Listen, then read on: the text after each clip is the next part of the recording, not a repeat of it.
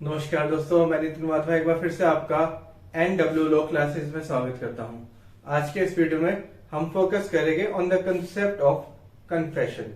हमने जब law of evidence start किया था तो हमने देखा था कि law of evidence 3 basic fundamental rules पे आधारित है, जिसमें से पहला रूल ये कहता है किसी भी सूट या प्रोसीडिंग में जो एविडेंस दिए जाएंगे वो कैसे दिए जाएंगे, फैक्ट इन इशू या फिर रेलेवेंट फैक्ट के दिए जाएंगे।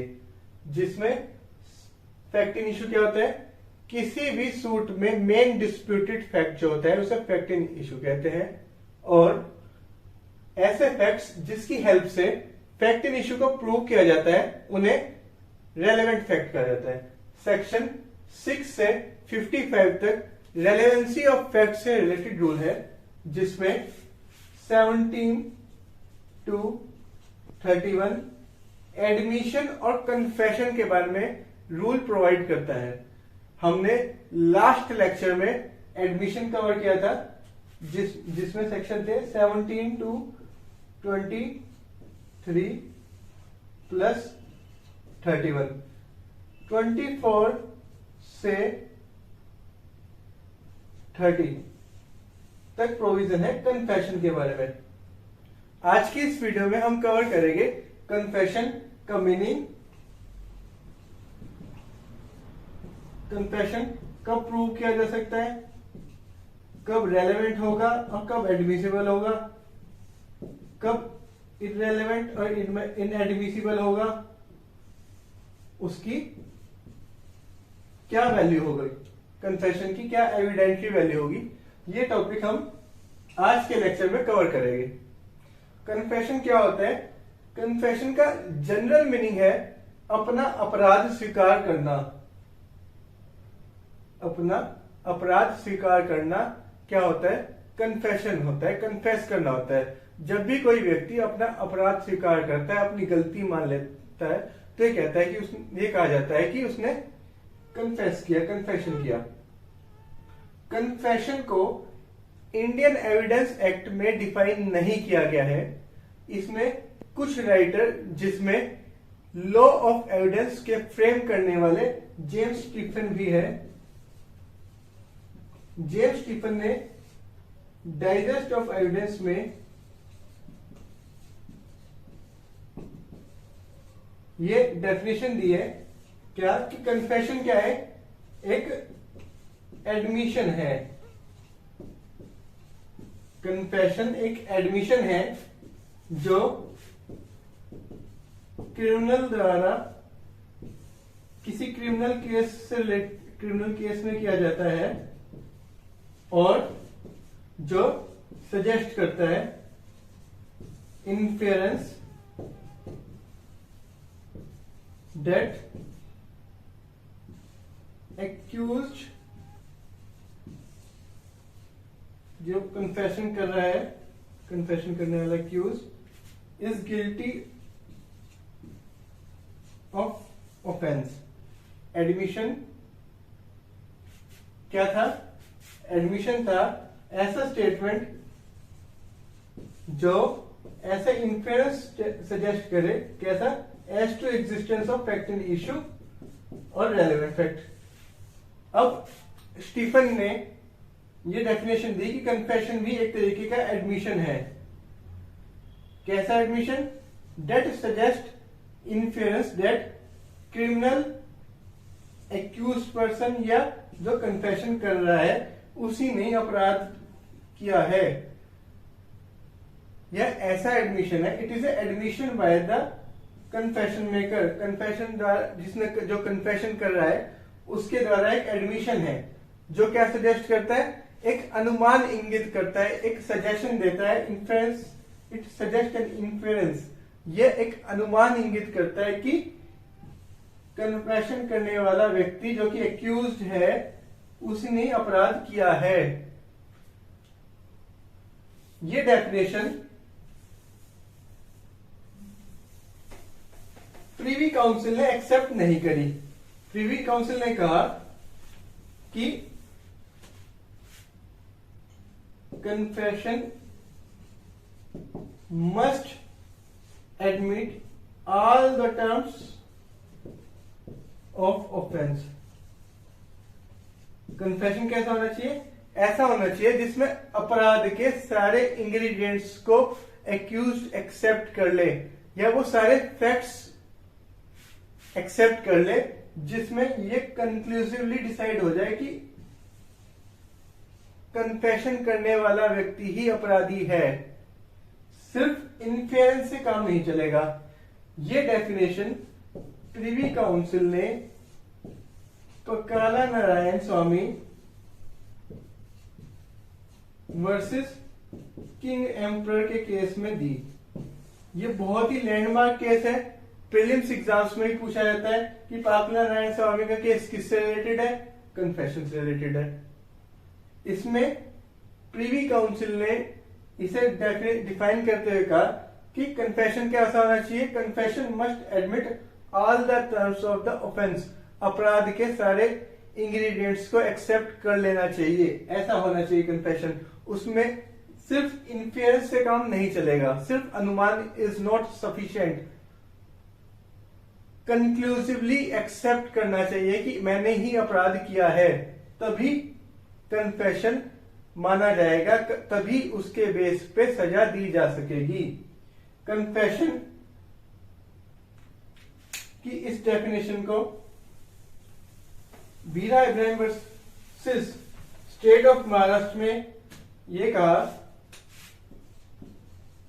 बीरा इब्राहिम वर्सेस महाराष्ट्र, दैट कि कन्फेशन जो है वो अपराध के को पूर्ण रूप से एक्सेप्ट कर ले, कंप्लीटली, तभी कन्फेशन माना जाएगा। पर अगर सिर्फ इन्फेरेंस सजेस्ट कर रहा है तो वो एडमिशन के रूप में मान्य हो सकता है। कि अगर स्टेटमेंट जो है पूर्ण रूप से कन्फेशन में नहीं आ रहा है, कन्फेशन की कैटेगरी में नहीं आ रहा है, तो वो एडमिशन की तरह प्रूव किया जा सकता है। हमने जब सेक्शन 31 पढ़ा था तो उसमें हमने कहा था confession may not operate as admission may not operate as a conclusive proof, but it may be used as a estoppel। Admission जो है कंक्लूसिव प्रूफ नहीं होता, पर एस्टोपल हो सकता है। कन्फेशन क्या होता है? अपराध को स्वीकार करना कंक्लूसिवली। तो अगर कन्फेशन की कैटेगरी में नहीं आ रहा है तो एडमिशन की उसमें आ सकता है, एस्टोपल की तरह अप्लाई होगा, एडमिशन की तरह अप्लाई होगा। पकाला नारायण स्वामी की जो डेफिनेशन थी उसे Palvinder Kaur versus state of Punjab में सुप्रीम कोर्ट ने एक्सेप्ट किया था। Pakala Narayana Swami versus king emperor privy council का केस है, जिस केस की डेफिनेशन को सुप्रीम कोर्ट ने Palvinder Kaur versus state of Punjab में एक्सेप्ट किया।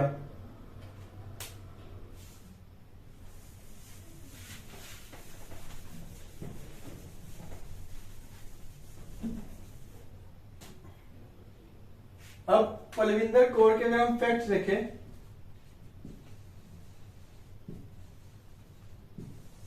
पलविंदर कौर के केस में क्या हुआ? पलविंदर कौर एक महिला थी, उसके हस्बैंड को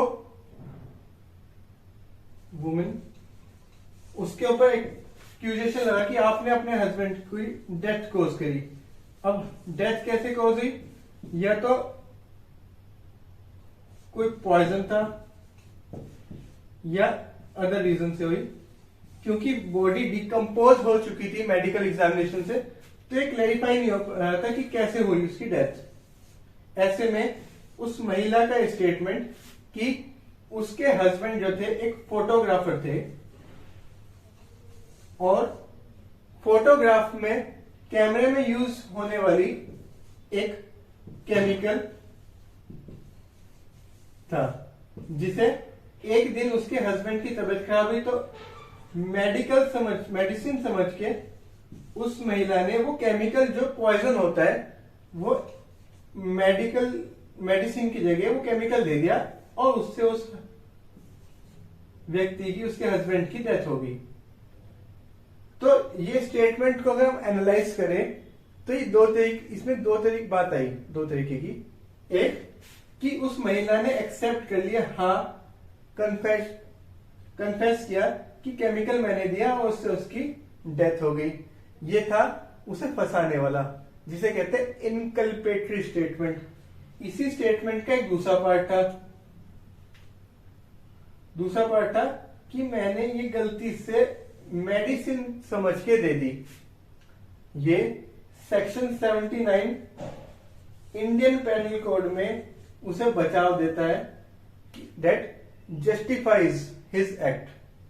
अब ऐसे में कन्फेशन दो पार्ट में बढ़ गया। एक पार्ट जो उसे, उस महिला को फंसा रहा है, इनकल्पेट कर रहा है, और एक पार्ट जो एक्सकल्पेट कर रहा है, जो उसे बचा रहा है। इसमें सुप्रीम कोर्ट ने कहा कि कन्फेशन को जो हम एक्सेप्ट करेंगे वो कंप्लीटली करेंगे। ऐसा नहीं है कि एक पार्ट जो उसके फेवर में था हमने उसे छोड़ दिया और जो अगेंस्ट था उसके बेस पे सजा दे दी। कन्फेशन को पूर्ण रूप से तो स्वीकार किया जाएगा या रिजेक्ट कर दिया जाएगा, या तो एक्सेप्ट या रिजेक्ट किया जाएगा। पार्शली नहीं अडॉप्ट कर सकते हम अपने अकॉर्डिंग। आगे चल के Nishikant Jha versus state of Jharkhand में सुप्रीम कोर्ट ने अपनी ओपिनियन बदली और कहा कि हम कन्फेशन के एक पार्ट को भी एक्सेप्ट कर सकते हैं अगर वो अपने आप में प्रूव हो रहा है, अपने आप में कंक्लूसिवली प्रूव हो रहा है। तो इससे पलविंदर कोर्स में एक कंसेप्ट निकल के आया था कि कन्फेशन जो होता है उसमें दो तरीके की स्टेटमेंट्स हो सकते हैं, इनकल्पेटरी और एक्सकल्पेटरी। इनकल्पेटरी और एक्सकल्पेटरी। मेंस एग्जाम में इस पे टिप्पणी करने को आ जाती है, एक कमेंट लिखने को आ जाता है। तो हमें पलविंदर कौर के फैक्ट्स बताने हैं, उसमें क्या डिसीजन हुआ ये बताना है कि हम पार्शली नहीं एक्सेप्ट कर सकते। इस रूलिंग को आगे चल के हमने रिजेक्ट तो नहीं किया पर मॉडिफाई कर दिया कुछ हद तक, और Nishikant Jha versus state of Maharashtra, Nishikant के केस में हमने कह दिया कि हम पार्शली भी एक्सेप्ट कर सकते हैं।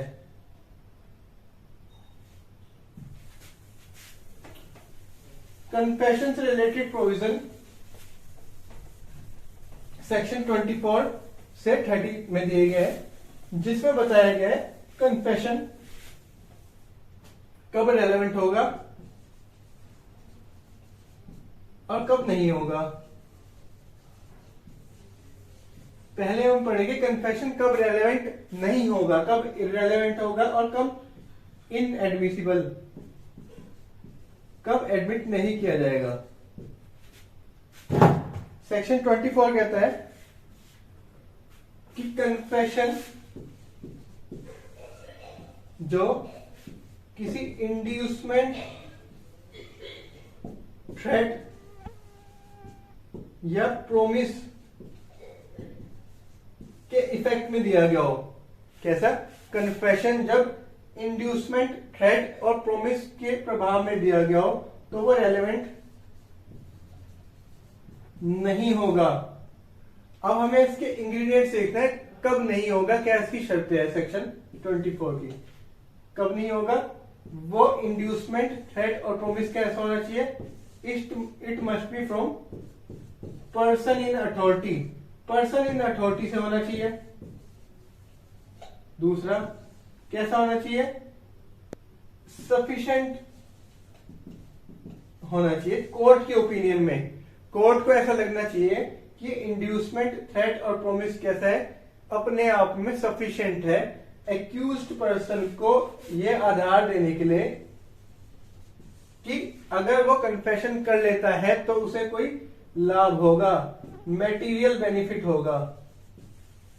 और वो इंड्यूसमेंट और थ्रेट और प्रोमिस कैसा होना चाहिए, must be in relation to charge against the accused person.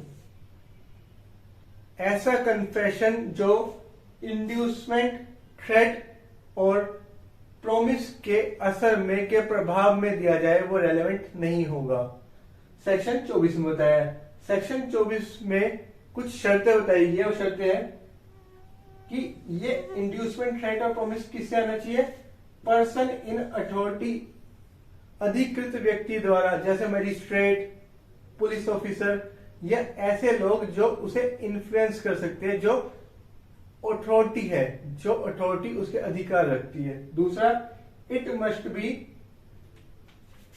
Sufficient in opinion of court, ये कोर्ट की नजर में पर्याप्त होना चाहिए कि ऐसा इंड्यूसमेंट, थ्रेट और प्रोमिस की एक्यूज पर्सन को ये बहाना मिल जाए, कि एक ग्राउंड मिल जाए ये सोचने का कि वो उससे कोई ऐसा जो इंड्यूसमेंट, थ्रेट और प्रोमिस है, that it must give him some material benefit, उसे कोई लाभ मिलेगा। और वो इंड्यूसमेंट, थ्रेट और प्रोमिस कैसा होना चाहिए, must be in relation to charge against, जो उसके ऊपर आरोप लगाए गए हैं उससे रिलेटेड होना चाहिए। ऐसा नहीं है कि उस केस से बिल्कुल अननोन हो, बिल्कुल अनरिलेटेड हो। जो केस है उसमें जो चार्ज लगाए गए हैं उससे रिलेटेड होना चाहिए, तो कन्फेशन रेलेवेंट नहीं होगा। सेक्शन 25 हमें कहता है कि कन्फेशन जो है वो हम पुलिस ऑफिसर से नहीं कर सकते। Confession given to police officer shall not be proved. अगर कोई एक्यूज पर्सन किसी पुलिस से कोई कन्फेशन करता है तो वो इनएडमिसिबल होगा, प्रूव नहीं कर सकेंगे। 25 में हमें बताया confession in presence of police, किसी भी पुलिस अधिकारी की उपस्थिति में, पुलिस स्टेशन में पुलिस अधिकारी की प्रेजेंस में दिया गया कन्फेशन रेलेवेंट नहीं होगा। यहां समझने वाली बात है, पुलिस ऑफिसर कौन होता है, पुलिस ऑफिसर वो होता है ऐसा पर्सन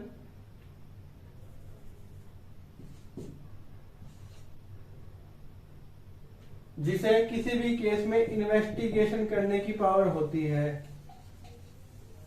रेलवे पुलिस ऑफिसर,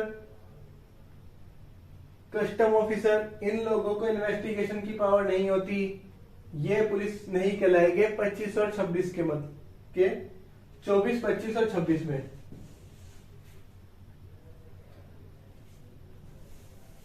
हमने देखा कि इंड्यूसमेंट, थ्रेट और प्रोमिस के प्रभाव में दिया गया कन्फेशन रेलेवेंट नहीं होगा। दूसरा, पुलिस ऑफिसर से किया गया कन्फेशन रेलेवेंट नहीं होगा। तीसरा, पुलिस कस्टडी में किया गया कन्फेशन जो पुलिस की प्रेजेंस में होगा वो रेलेवेंट नहीं होगा। कब हो सकता है, सेक्शन 26 का एक एक्सेप्शन है, जब वो मजिस्ट्रेट की इमीडिएट प्रेजेंस में किया है। अगर आप कन्फेशन रिकॉर्ड करवाना चाहते हो तो पुलिस को चाहिए कि मजिस्ट्रेट को बुलाए और उसकी प्रेजेंस में एविडेंस रिकॉर्ड करवाया जाए, वो कन्फेशन रिकॉर्ड कराया जाए, तभी मान्य होगा, नहीं तो मान्य नहीं होगा। 24, 25 और 26 का एक्सेप्शन दिया गया है सेक्शन 27 में। ऐसा क्या रीजन है जो कन्फेशन को हम ये कह रहे हैं कि पुलिस से दिया गया कन्फेशन रेलेवेंट नहीं होगा या एडमिसिबल नहीं होगा? क्योंकि कन्फेशन का वॉलंटरी होना जरूरी है। कन्फेशन तभी एक्सेप्ट होता है जब कोई व्यक्ति वॉलंटरी करे, स्वेच्छा से करे। ऐसा माना जाता है कि जब किसी व्यक्ति को अपने अपराध का बोध होता है तो वो कन्फेशन करता है, और वो कन्फेशन किसी प्रेशर में आके नहीं होना चाहिए, फोर्सफुल नहीं होना चाहिए। इसलिए ये माना जाता है कि पुलिस के टॉर्चर के डर से या किसी अधिकारी के प्रॉमिस या लाभ के लालच में दिया गया स्टेटमेंट रेलेवेंट नहीं होगा, एडमिसिबल भी नहीं होगा। सेक्शन 27 इन 3 सेक्शन के अपवाद के रूप में दिया गया है। सेक्शन 27 जो है 24, 25 और 26 का एक एक्सेप्शन है। ये बात state of UP Devman Upadhyay versus state of UP के केस में सुप्रीम कोर्ट ने मानी। सेक्शन 27 कहता है कि अगर कोई स्टेटमेंट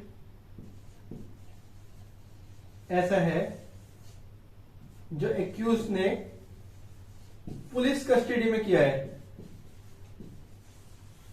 और उस स्टेटमेंट के आधार पर कोई फैक्ट डिस्कवर होता है, फैक्ट से मतलब अपराध जिस हथियार से किया उस हथियार की जानकारी या चोरी की प्रॉपर्टी कहां रखी गई, इस तरीके की कोई जानकारी, कोई भी इंफॉर्मेशन डिस्कवर होती है।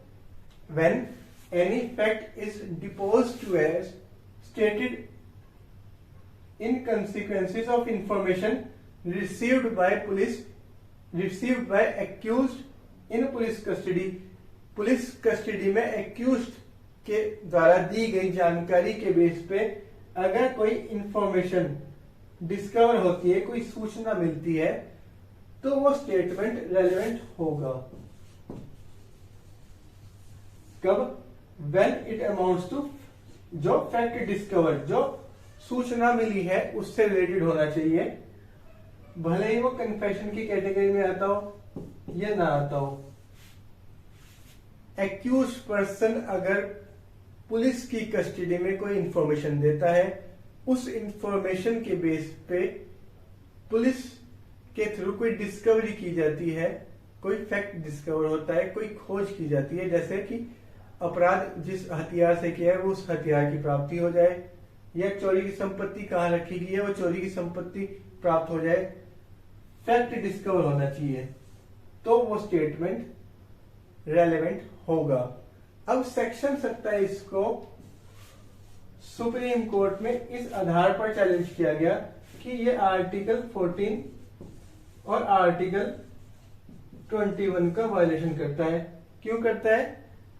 ये कहता है, जनरल रूल में पढ़ा कि किसी भी व्यक्ति को उसके अगेंस्ट एविडेंस देने के लिए बाध्य नहीं किया जाएगा। ये था 20 के क्लोज 3 में। अगर इस स्टेटमेंट, मैं किस गलत लिख दिया, 20 के 3 में। 20 क्लोज 3 में एक्यूज पर्सन का राइट होता है कि उसे उसके अगेंस्ट एविडेंस देने के लिए बाध्य नहीं किया जाएगा। ऐसे में अगर पुलिस टॉर्चर कर कोई फैक्ट डिस्कवर करवा लेती है तो वो सेक्शन 27 में रेलेवेंट हो जाएगा। इसलिए 20(3) और आर्टिकल 14 का वायलेशन करता है। ये अननेसेसरी डिस्क्रिमिनेशन करता है नॉर्मल फैक्ट्स में और फैक्ट्स डिस्कवर में। तो Devman Upadhyay versus state of UP में किया गया था चैलेंज आर्टिकल 14 के बेस पर। ये ध्यान रखने वाला पॉइंट है। Devman Upadhyay versus state of UP में चैलेंज किया था कि आर्टिकल 14 का वायलेशन किया करता है, जिसे सुप्रीम कोर्ट ने कॉन्स्टिट्यूशनल डिक्लेयर किया और कहा कि ये आर्टिकल 14 का उल्लंघन नहीं करता। और काठी कालू वर्सेस बॉम्बे, काठी Kalu versus state of Bombay case में आर्टिकल 20(3) के उल्लंघन के लिए चैलेंज किया गया था, जिसमें भी कोर्ट ने कहा कि ये सेक्शन 27 20(3) का उल्लंघन नहीं करता है। ये केस ध्यान रखेंगे हम, आर्टिकल से जोड़ के पूछा जाता है प्रीलिम्स में कि कौन सा 20(3) से रिलेटेड है, कौन सा आर्टिकल 14 से रिलेटेड है। देवमन उपाध्याय का केस जो है आर्टिकल 14 से रिलेटेड है और काठी Kalu versus state of Bombay का केस 20(3) आर्टिकल 20(3) से रिलेटेड है। सेक्शन 27 मेंस का टॉपिक है, इसे हम अलग से एक वीडियो में कवर करेंगे। यहां बस इतना समझ लो, अगर एक्यूज्ड की इंफॉर्मेशन से कोई फैक्ट डिस्कवर होता है तो वो रेलेवेंट हो जाएगा और 24, 25, 26 के अपवाद के रूप में माना जाएगा। हमने सेक्शन 24 में पढ़ा था कि अगर कन्फेशन जो है इंड्यूसमेंट, थ्रेट और प्रोमिस के प्रभाव में है दिया गया है तो वो रेलेवेंट नहीं होगा, सेक्शन 24। पर सेक्शन 28 इसका एक अपवाद है।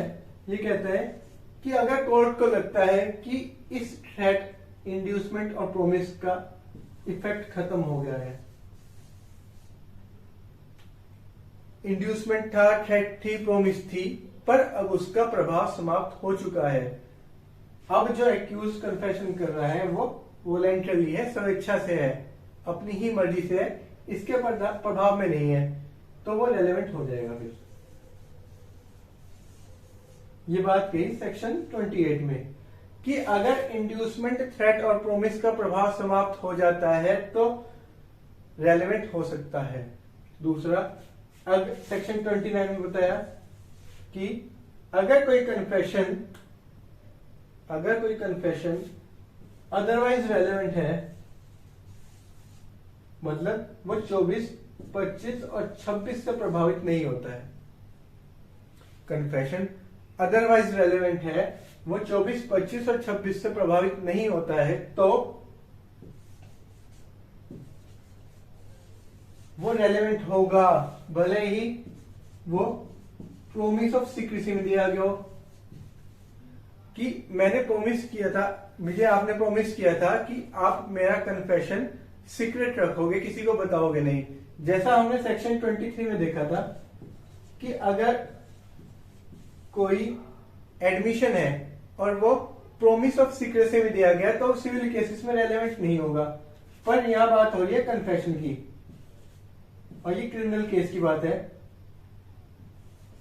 सेक्शन 29 कहता है कि कोई कन्फेशन अगर अदरवाइज रेलेवेंट है कि 24, 25 और 26 में मना नहीं है, तो वो सिर्फ इसलिए इररेलेवेंट नहीं होगा कि वो प्रोमिस ऑफ सीक्रेसी में दिया गया था या डिसेप्शन के रिजल्ट में दिया गया कि उसे हमने एक्यूज को डिसीव किया और फिर उससे कन्फेशन ले लिया, या उससे कोई हमने ऐसा क्वेश्चन पूछा जिस क्वेश्चन का आंसर देने के लिए वो बाउंड नहीं था और उसने वो कन्फेशन कर दिया, पर फिर भी वो रेलेवेंट होगा।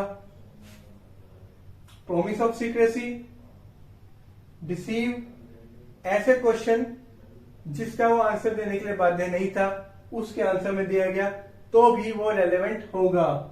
सेक्शन 30 हमें बताता है कन्फेशन ऑफ को एक्यूज्ड। को एक्यूज्ड कौन होता है? जब किसी केस में एक से ज्यादा पर्सन को ट्रायल चलता है, ज्वाइंट ट्रायल ऑफ वन और मोर पर्सन,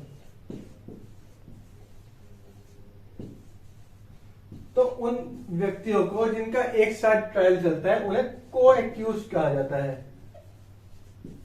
अब ऐसे में को एक्यूज, फॉर एग्जांपल ए और बी ने एक्स का मर्डर किया, अब दोनों का ट्रायल चल रहा है एक्स के मर्डर के लिए, एक ही केस में चल रहा है, एक साथ इन दोनों का एक जॉइंट ट्रायल चल रहा है। अब ए ने कोई कन्फेशन किया अपने अगेंस्ट जिसमें सिर्फ ए के बारे में बात थी, तो वो ए प्रूव कर सकता है, कोई प्रॉब्लम नहीं है। पर अगर ए ने कोई ऐसा स्टेटमेंट किया जो ऐसे कन्फेशन ए को तो फंसा ही रहा है, साथ में बी को भी फंसा रहा है, तो क्या रहेगा? कन्फेशन ऑफ ए को एक्यूज, सह अपराधियों का कन्फेशन। ऐसे में क्या होता है?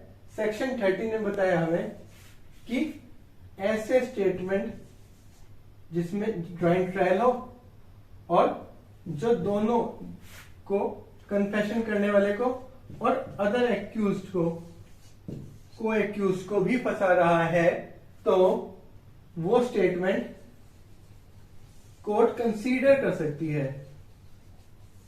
कोर्ट के पास पावर है कि वो सभी को एक्यूज के अगेंस्ट वो स्टेटमेंट को, वो कन्फेशन को कंसीडर कर सकती है। इसमें एडमिशन या प्रूव इस तरीके से वर्ड नहीं यूज किया गया, प्रूव मान लिया जाएगा या कंक्लूसिव प्रूफ हो, यहां पे सिर्फ ये कहा कि वो स्टेटमेंट कोर्ट कंसीडर कर सकती है जिसे Bhuvani Shah versus king emperor, Bhuvani Shah versus king emperor के केस में, और Kashmira versus state of MP, Kashmira Singh versus state of MP के केस में ये कोर्ट ने डिसीजन दिया about the evidentiary value of co accused, co accused का जो कन्फेशन है उसके बारे में Kashmira Singh versus state of MP, और उससे पहले प्रीवी काउंसिल ने किंग बेंच ने भुवानी वर्सेस किंग एम्परर के केस में ये कहा कि ये अपने आप में सब्सटेंटिव प्रूफ नहीं है,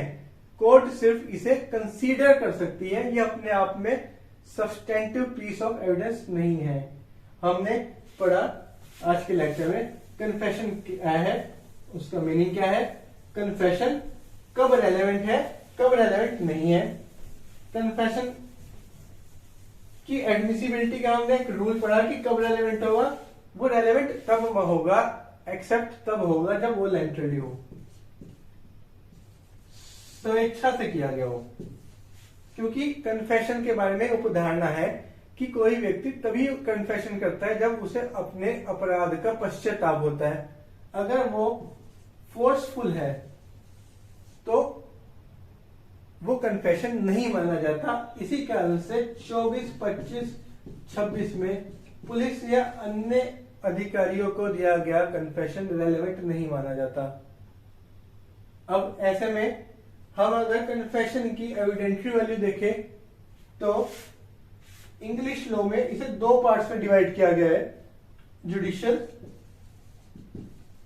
और एक्स्ट्रा जुडिशियल। जुडिशियल क्या होता है, जो कोर्ट के समक्ष किया जाता है formally under section 164 of CrPC.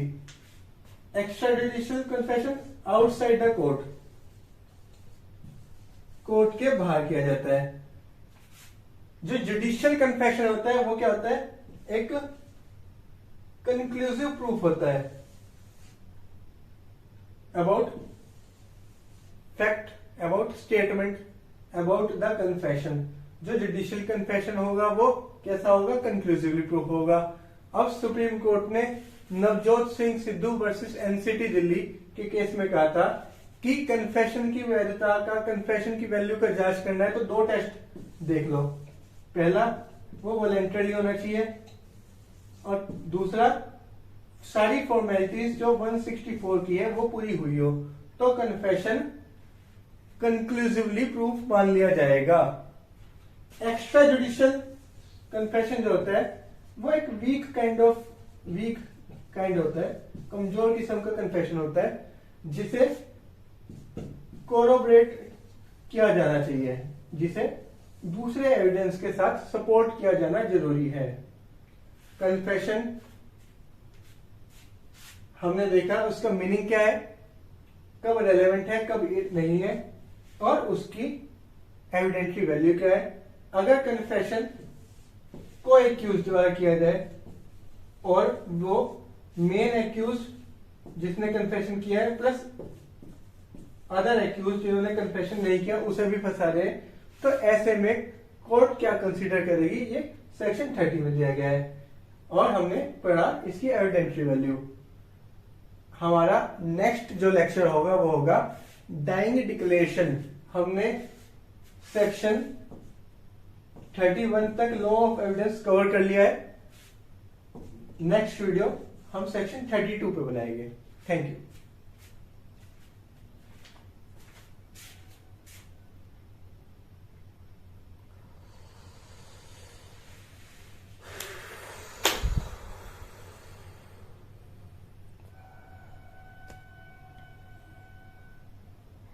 ऐसी तैसी फिर की